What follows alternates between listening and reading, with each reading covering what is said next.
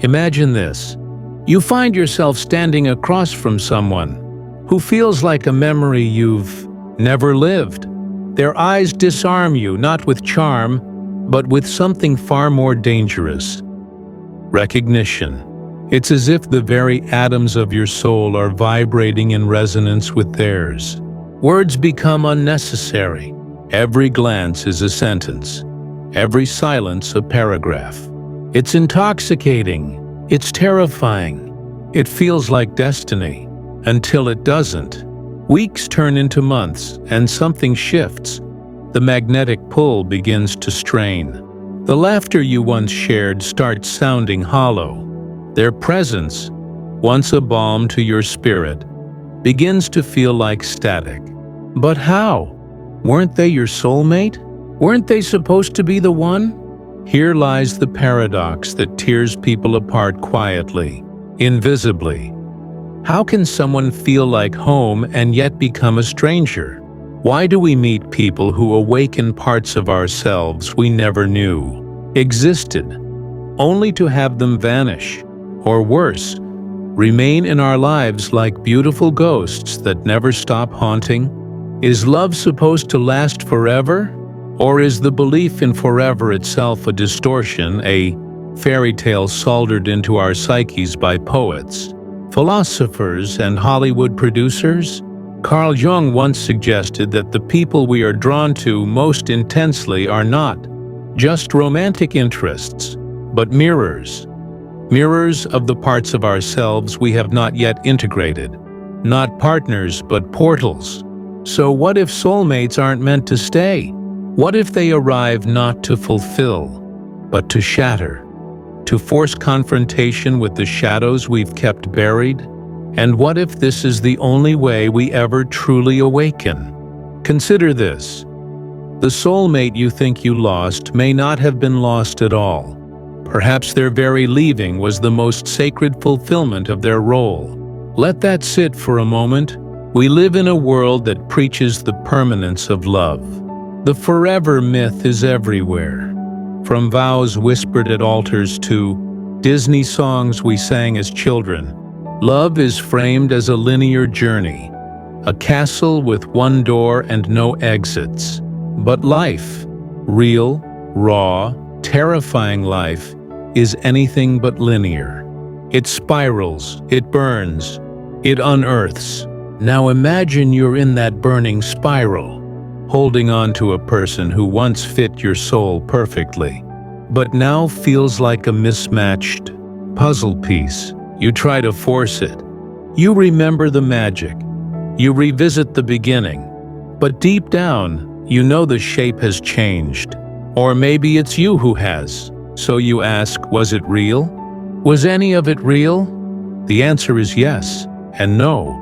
It was real in the sense that it showed you who you were in that moment. It awakened something sacred. But sometimes, the purpose of that awakening is to prepare you for solitude, not togetherness. Sometimes, the point of meeting a soulmate is to be broken open by them so that something deeper can emerge. Jung called this the individuation process, the lifelong journey of becoming who you truly are. And along this path, soulmates might appear not as destinations, but as catalysts. They light the fuse, they ignite the unconscious. And sometimes, once the explosion has done its job, they walk away. But why does that feel like betrayal? Because we were never taught that sacred connections can be temporary. We mistake depth for duration. We confuse resonance with permanence. And so when the music stops, we panic. We feel abandoned. We blame. We chase. We grieve. Yet what if we were meant to grieve? Not because love failed, but because it succeeded, and its mission was never about staying, but awakening? Here lies the great question, one that stretches far beyond romance. Can we honor the sacredness of a connection, even if it doesn't last forever? Can we love someone deeply, knowing they might leave, perhaps must leave, for us to become more of ourselves? And if soulmates aren't meant to complete us, then what are they meant to do? The answers aren't easy, but the journey to them may reveal more about your psyche, your patterns, and your very essence than any happily ever after story ever could. Because this isn't about love stories. This is about transformation, and transformation always comes at a cost. What if the price of awakening is letting go of the person who woke you? Next, we pull back the curtain. We trace this ache to its roots, deep in the psychological shadows of our unconscious and the philosophical myths we inherit without question. The ache we feel when a soulmate slips through our fingers is not just heartbreak. It's something older, deeper, a psychic wound that predates the person we lost. It's the echo of an illusion we've carried since childhood. The illusion that love, when pure, should be permanent. That if it fades, it must have been a lie. That real connections don't end. But what if that illusion is precisely the problem? From the moment we learn to speak, we're taught stories, fairy tales, parables, myths, and buried in nearly all of them is a singular message. Love is the reward, the finish line, the thing that finally makes us whole. The hero slays the dragon, rescues the maiden, and together they ride into the golden eternity of happily ever after. The message sinks in. Once you find your one, the struggle ends. Completion begins. But Carl Jung would have seen this not as truth, but as archetypal seduction. A myth rooted not in the soul's wisdom, but in its fear. According to Jung, we are all on a journey of individuation, the gradual unfolding of the true self. And this journey is not designed for comfort. It is designed for confrontation. Confrontation with the shadow. Those aspects of ourselves we repress, deny, or remain unconscious of. Here's where it gets interesting. Jung believed that the people who most profoundly captivate us, those we call soulmates, are often the very ones who embody our unconscious. They carry the pieces of ourselves we haven't yet owned. And when we fall for them, we are not merely falling in love. We are encountering ourselves. The soulmate is not always a partner. The soulmate is a mirror. But mirrors, when stared into too long, begin to crack. This is the hidden problem. We mistake integration for possession. We believe we can hold on to someone who is merely the symbol of our internal evolution. But symbols are not meant to be caged. They are meant to awaken. Let's go deeper. Nietzsche wrote, "He who has a why to live can bear almost any how. Yet when our why is another person, we risk turning them into a crutch for our own existential anxiety." We don't want just love. We want certainty, security, permanence. But love, true, wild, unfiltered love, laughs at permanence. It demands presence, not possession. In Jungian psychology, there is a concept known as the anima and animus, the unconscious feminine and masculine within each of us. When we meet someone who carries the projection of our anima or animus, we feel a magnetic, inexplicable pull. It's not just attraction, it's recognition of our own psychic potential, projected onto another. That electric spark you felt when you met them? It wasn't just chemistry, it was your unconscious whispering. There is something here you need to see about yourself. But here's the trap. We don't realize it's our psyche we're seeing. We think it's them. We become addicted to the projection. We idealize. We romanticize. And when they fail to live up to the myth we've built around them, as they inevitably must, we feel betrayed. But they didn't betray us. We betrayed ourselves by expecting a symbol to become a savior. Arthur Schopenhauer, the dark philosopher of pessimism, once said that love is nature's trick, seducing us with the illusion of unity so that the species might reproduce. Cynical, yes, but there's a raw truth beneath it. Love isn't always about transcendence. Sometimes it's about survival, and other times it's about evolution, the psychological evolution of the self. So why do we grieve so hard when a soulmate leaves? Because it feels like losing a piece of ourselves. And in a way it is, but not because they completed us. Rather, because they revealed a part of us we had forgotten. A part we now must learn to claim without them. Jung warned us, "The privilege of a lifetime is to become who you truly are, but becoming yourself requires dismantling every illusion that says you're incomplete without another." Consider how society reinforces the opposite. Social media glorifies coupledom. Religion sanctifies marriage. Culture ridicules solitude. Everywhere you turn, there is pressure to find the one, as if the absence of a partner is a sign of personal failure. This creates a collective neurosis, one where people settle not out of love but out of fear. And when true connections arise, ones that are too raw, too transformative, too real, we don't know how to hold them without clutching. We want the transformation, but we fear the loss. We want the awakening, but we resist the death that follows it. Because something always dies when a soulmate departs. A version of ourselves, perhaps. A dream. A future we imagined. And yet, in that death is the seed of something more honest. Jean-Paul Sartre argued that relationships fail when we try to make the other a fixed object, something we can define and possess. True freedom, he believed, comes from recognizing the other as radically free, just as you are. But freedom is frightening. It means letting someone go, even if they carry your favorite parts of yourself. And so we return to the hidden truth. Soulmates are not always meant to stay. Because sometimes the deepest act of love is departure. Sometimes what we call the end is simply the psyche completing a lesson. This is the truth you were never taught. Soulmates don't always marry you. They don't always stay. They don't always love you in the way you imagined. But they do always change you. And maybe that's the point. Next, we'll uncover the quiet devastation this illusion leaves behind. The ripple effect of expecting forever from something that was always meant to be temporary. The unseen consequences that shape your beliefs, behaviors, and heartbreaks long after the soulmate is gone. You move on, or so you say. You change your phone wallpaper, delete the old messages, return to your routines.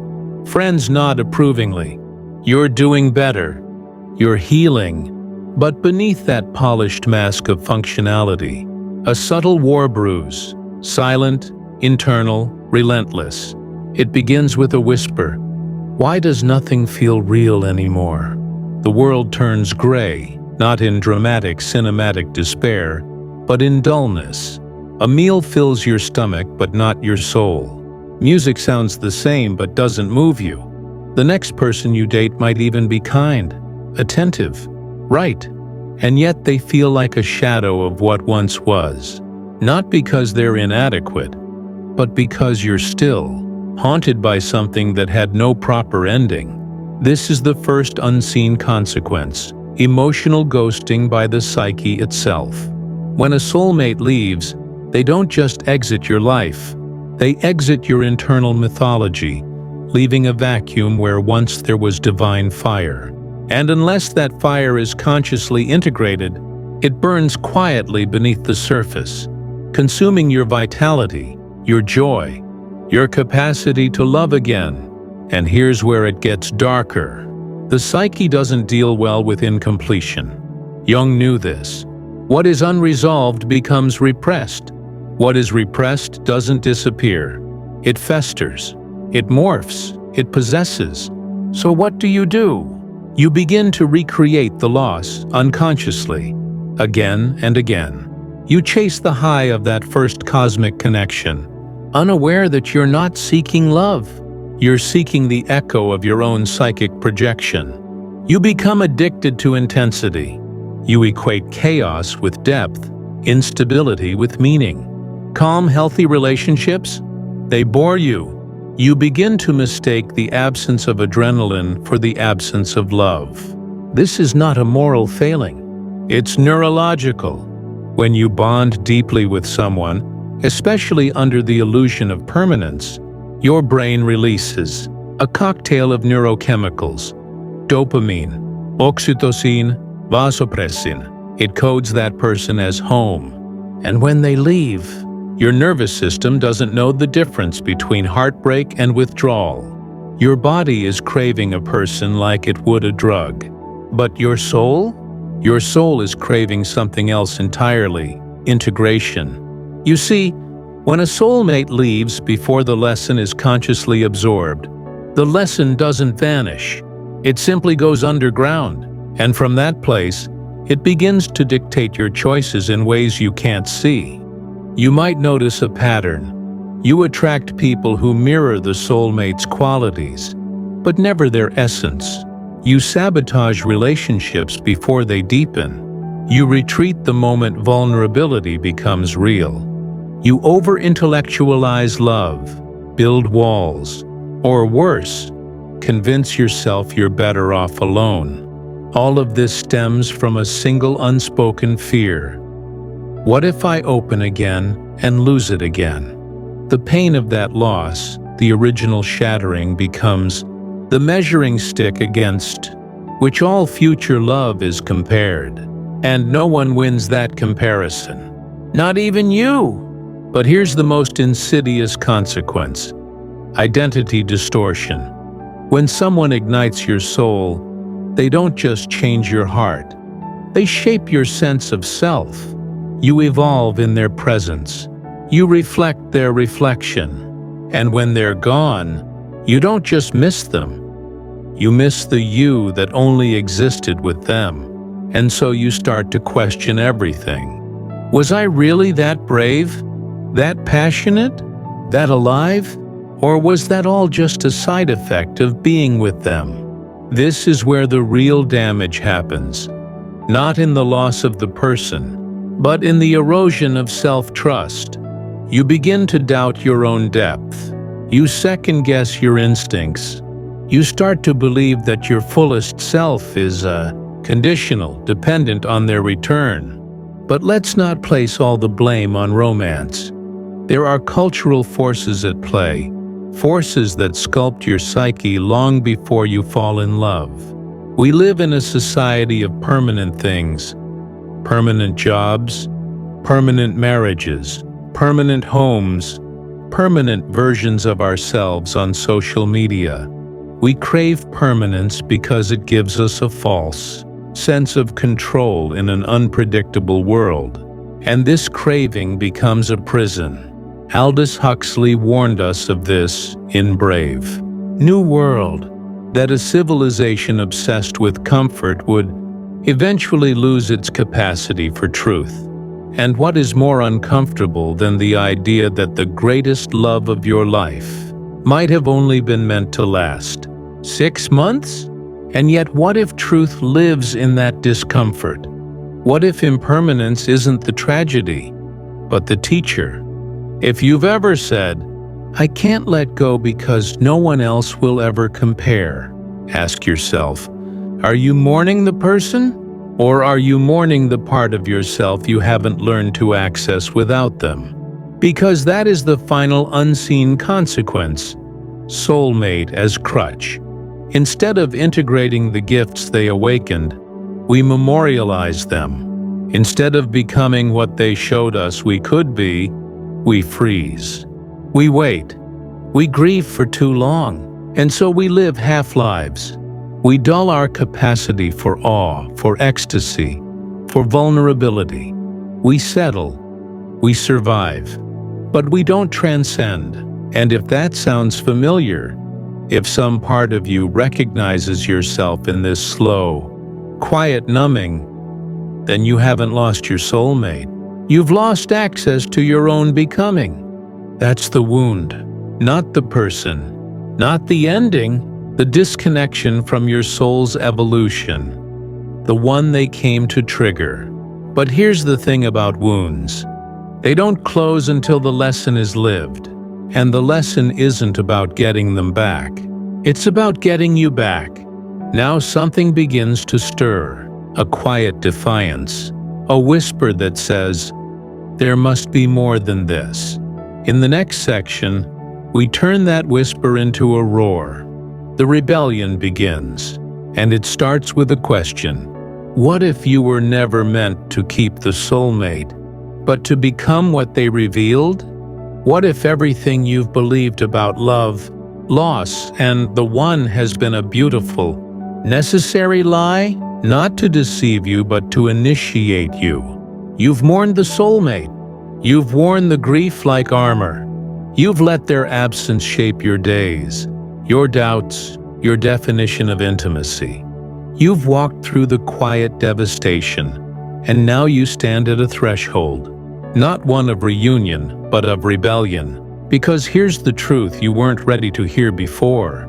You were never meant to keep the soulmate. You were meant to become the self they awakened. This is the rebellion. Not against them, not against love, but against the myth that says love must last to be real, or that your wholeness depends on someone else's presence. Imagine standing at the ruins of that old story. The cathedral of forever has crumbled. The altar is scorched, but in the rubble something glows. Your reflection, wilder, freer, more elemental than you remember. What if this was always the point? Carl Jung wrote that individuation requires the ego to be broken, so that the true self might emerge. Soulmates do not come to complete you. They come to break the ego's illusion of completion. They're divine saboteurs, spiritual anarchists. They tear through your narratives so that something raw and honest can emerge. But how do you reclaim that? Step 1. Reframe the wound. The ending wasn't abandonment.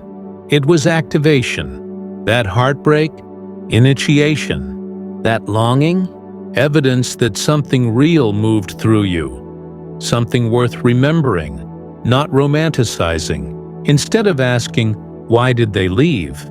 Ask, what part of me did they awaken that I've since buried?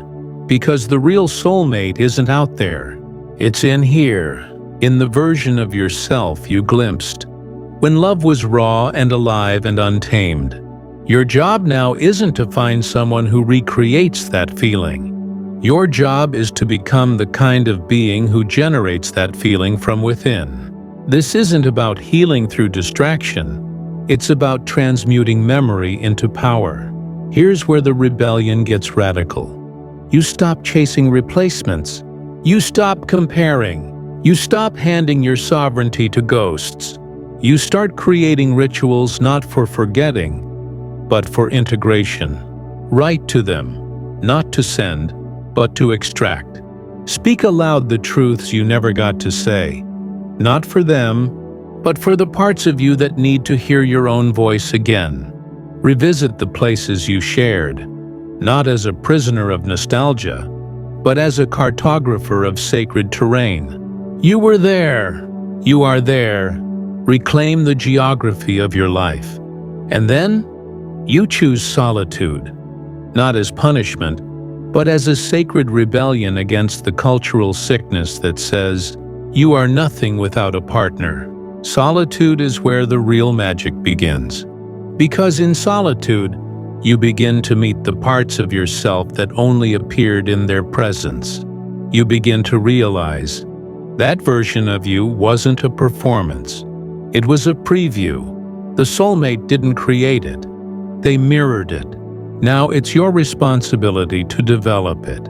And when you do, when you start to dance again without an audience, to laugh without permission, to desire without apology, you begin to detach love from fear. You stop loving like a hostage. You start loving like a creator. This is not easy work. It's spiritual warfare. Because everything around you will beg you to go back to sleep, to numb, to swipe, to settle. You'll be tempted to romanticize the past, to resurrect the ghost, to chase echoes. But rebellion means holding the line. Nietzsche once said, "One must still have chaos in oneself to be able to give birth to a dancing star." You are the chaos. You are the star. The soulmate was the meteor. You are the sky that remains. Let's take this further. Rebellion isn't just internal. It's existential. It's philosophical. It's choosing to reject a culture that packages love into formulas, timelines, algorithms. It's choosing the unpredictable, the wild, the sacred mess of human connection, without needing it to last forever. Because maybe love isn't about duration. Maybe it's about depth. Not how long, but how fully. So you begin to live differently. You stop asking, "Will this last?" and start asking, "Is this real right now?" You stop measuring love in time and start measuring it in truth. You give without grasping. You receive without expecting. You let people be who they are, not who you need them to be. And in doing so, you become dangerous. Dangerous to every illusion that says your worth depends on another's affection. Dangerous to every story that equates loss with failure. Dangerous to every system that profits from your insecurity, your longing, your quiet desperation. You become your own soulmate, not in some trite, self-help way, but in the deepest Jungian sense. The reintegration of the unconscious, the embodiment of the shadow, the collapse of projection. You stop looking for reflections and start walking as the flame itself. And one day when you least expect it, someone may come, not to complete you, but to walk beside you. You won't need them, but you'll choose them. And that is love without illusion. But even if they don't come, especially if they don't, it won't matter, because you will have already become what you once sought in someone else. And isn't that the most revolutionary love of all? Next, we enter the final chamber, the ultimate truth, the deepest realization, the moment where it all collapses into clarity, and what once broke you becomes your liberation. Prepare, because after this, you won't see yourself or love the same way again. There comes a moment in every soul's journey when the pain quiets, not because it fades, but because you begin to understand it was never just pain. It was a message. And here it is. The soulmate was never yours. They were never meant to be, because they were you. Not literally, no, but symbolically, energetically, archetypally. The connection you felt, the impossible gravity, the eerie synchronicity, the magnetic pull that defied logic, was not fate writing a love story. It was life scripting a mirror. All along, you weren't meeting someone else. You were meeting a part of yourself that had been buried beneath years of social conditioning, psychological defense mechanisms, generational trauma, and cultural noise. And when they appeared, that part of you roared awake. Your creative fire, your vulnerability, your wonder, your longing, your aliveness. They didn't give you those things. They revealed them. They stood before you as a reflection of your own dormant potential. And now they're gone. So what are you left with? A memory? A scar? No, you're left with a map. A living blueprint of your own soul's architecture. The ultimate truth is this: the greatest function of a soulmate is not to stay, but to remind, to disrupt your amnesia, to awaken your myth, to pull the thread that unravels your false self until what remains is something raw and real and yours. And when you understand this, not just intellectually, but viscerally, everything changes, because suddenly the ending is not a loss. It's a birth, not of a relationship, but of a reality. one in which you stop chasing what you already are.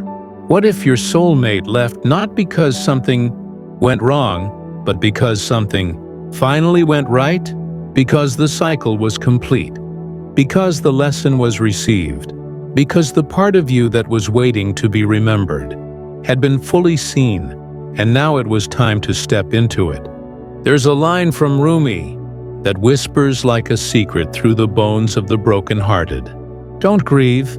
Anything you lose comes round in another form, but you misheard it.